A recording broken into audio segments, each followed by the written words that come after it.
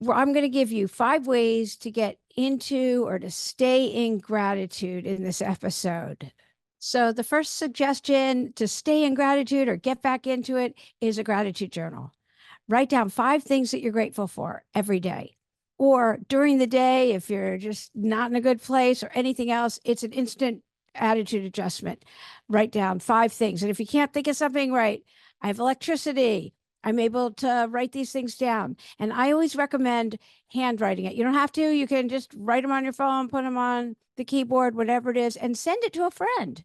Somebody that you trust, write down 5, 10 things that you're grateful for. You can always come up with something. Once you start writing, I have one friend, she's like, but I'm not grateful for anything right now. And I said, well, that's the point. By the time you get to the end of the gratitude, that's when you're grateful.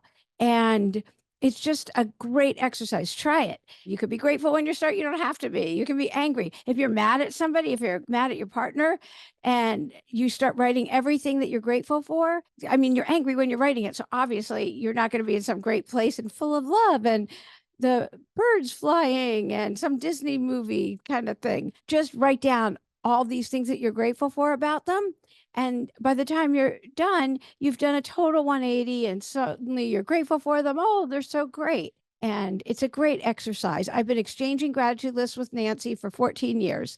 She writes hers at night. I write mine in the morning. And studies actually show they increase your self-esteem and they help you sleep better. So if you write them in the morning, you'll be more confident all day.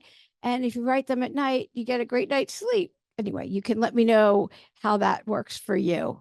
Okay, the second is thank you notes. Let somebody know that you appreciate them by a handwritten note or some kind of gesture of appreciation. I promise you, you will feel great for doing that.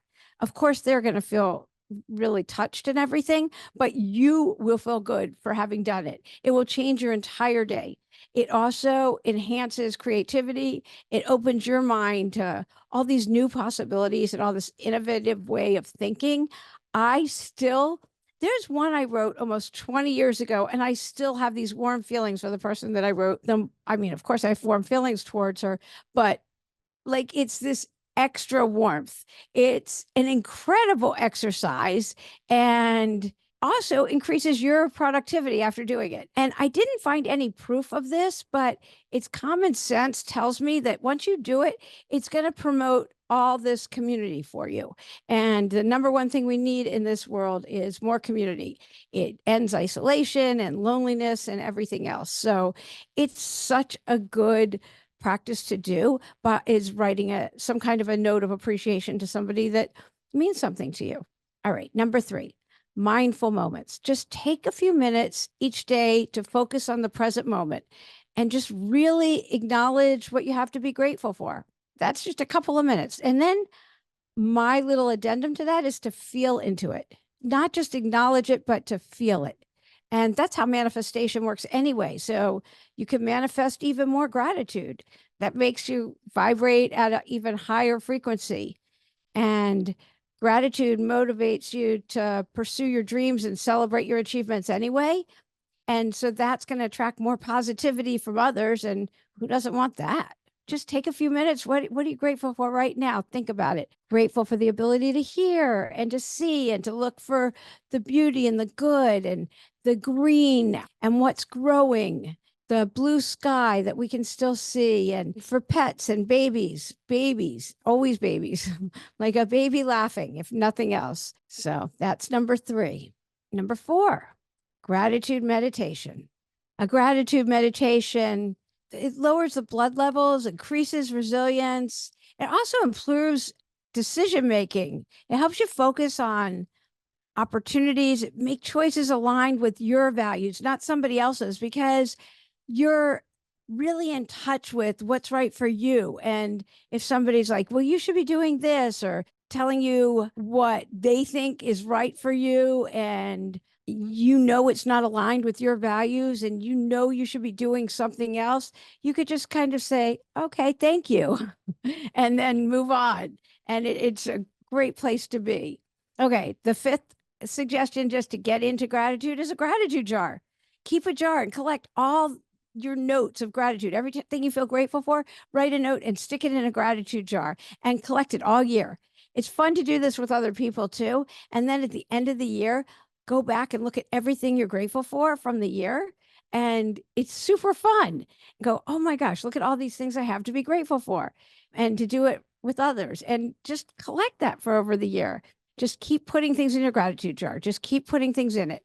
Another thing that reminds me of is when you've got an issue and something going on and there's really nothing you can do about it, just put it in the jar. Just that's a way of taking the problem and putting it in the jar, and it's out of my hands. It's over there.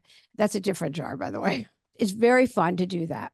Being in gratitude, studies show it increases happiness, amplifies positive emotions. It makes you feel happy, full of joy, and content. I feel balanced and alive. I mean, I've been doing this for so long.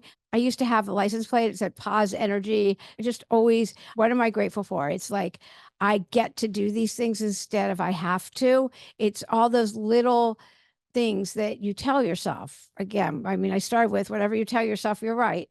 And whatever you focus on grows. So the self-esteem, because you're recognizing your blessings, you're not looking at the lack.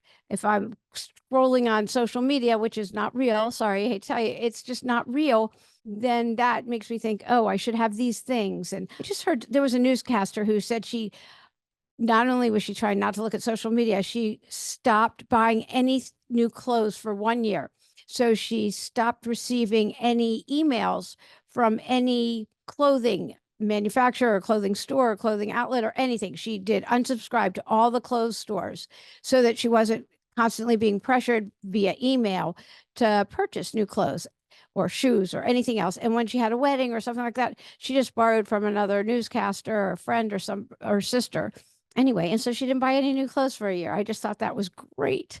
The self-esteem and the confidence and the community and emotional balance and better sleep and all of these things just from practicing the superpower of gratitude. And it's so easy. All you have to do is write down things you're grateful for, and your vibrational frequency increases. You feel better. You get to go out in the world with all these positive emotions. And all you did was write a list of things you're grateful for.